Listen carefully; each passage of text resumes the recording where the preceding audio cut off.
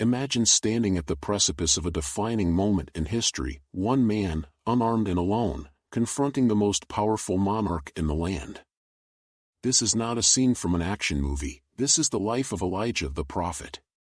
Have you ever wondered how one man, fueled by faith, could defy kings and alter the course of a nation? Buckle up, because we are about to embark on a journey through the scriptures, unraveling the incredible story of Elijah and his divine mission, infused with lessons that resonate through the ages. In the book of Kings, we meet Elijah, whose name means "My God is Yahweh." He emerges as a central figure in the midst of Israel's spiritual decline, a nation that had turned away from the one true God to worship Baal and other idols. The rampant idolatry and immorality land Israel in a desperate state, but Elijah, a man of God, rises as a beacon of truth. He stands at the intersection of faith and power, reminding us, as stated in James 5 verse 17, that Elijah was a human being, even as we are. He prayed earnestly that it would not rain, and it did not rain on the land for 3.5 years. What comes next will deepen your understanding of God's word and remind you of his power to use ordinary people to achieve extraordinary outcomes. As the narrative unfolds in 1 Kings 17, Elijah boldly approaches King Ahab, warning him of a coming drought as divine punishment for Israel's unfaithfulness. This moment is monumental. It illustrates not just Elijah's courage, but also the stark reality of following God's commands. Have you ever felt called to speak truth to power? Elijah's defiance provides a remarkable template for today's believers. In your life, how can you challenge the status quo in a manner that reflects God's truth rather than succumbing to it? But Elijah's boldness didn't stop at delivering news of drought. God leads him to a widow at Zarephath, demonstrating how he often uses the humble and the unexpected to fulfill his plans.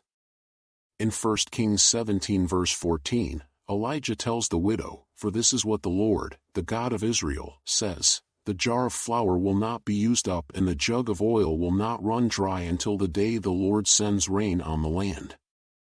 This miracle reminds us of God's provision in times of need. Have you ever faced a moment when you thought you had reached your last resource? What does it mean for you to trust in God's unfailing promise to sustain you? The story begins to thicken when Baal's prophets challenge Elijah to a contest on Mount Carmel in 1 Kings 18. There, both sides prepare sacrifices, calling upon their respective gods to send fire.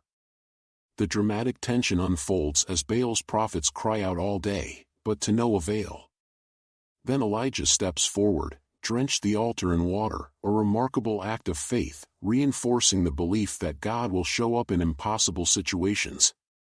When he prays, God responds with fire that consumes not just the sacrifice, but the altar and the stones as well. Imagine the spectacle. Have you ever been in a position where you felt completely outmatched yet still stepped forward?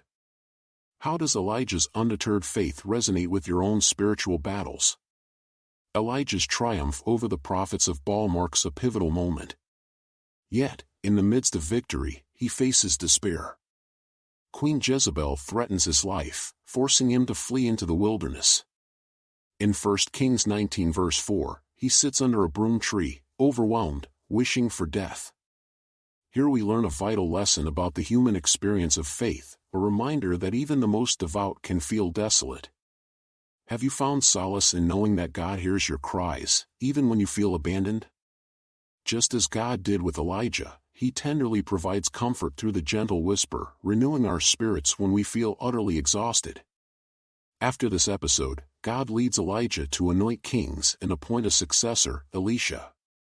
This critical task emphasizes that, while one person can change the course of history, God's plan continues through generations. As you consider the impact of Elijah, ponder on your own legacy of faith. How are you equipping the next generation to carry the torch of truth and make righteous choices in today's world? There's something striking in the narrative that portrays Elijah not only as a fearless prophet but also a vulnerable believer, reflecting the complexity of faith. 1 Kings 19 verses 15 to 18 reveals God's assurance that he has preserved a remnant of 7,000 in Israel that have not bowed to Baal. This should ignite hope in our hearts.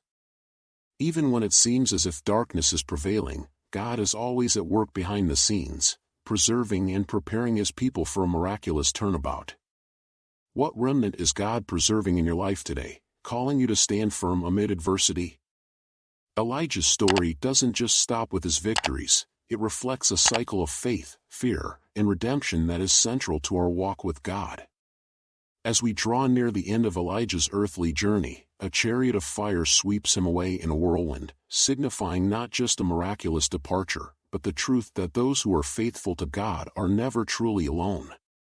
Reflect on 2 Kings 2 verse 11, which states, "As they were walking along and talking together, suddenly a chariot of fire and horses of fire appeared and separated the two of them, and Elijah went up to heaven in a whirlwind."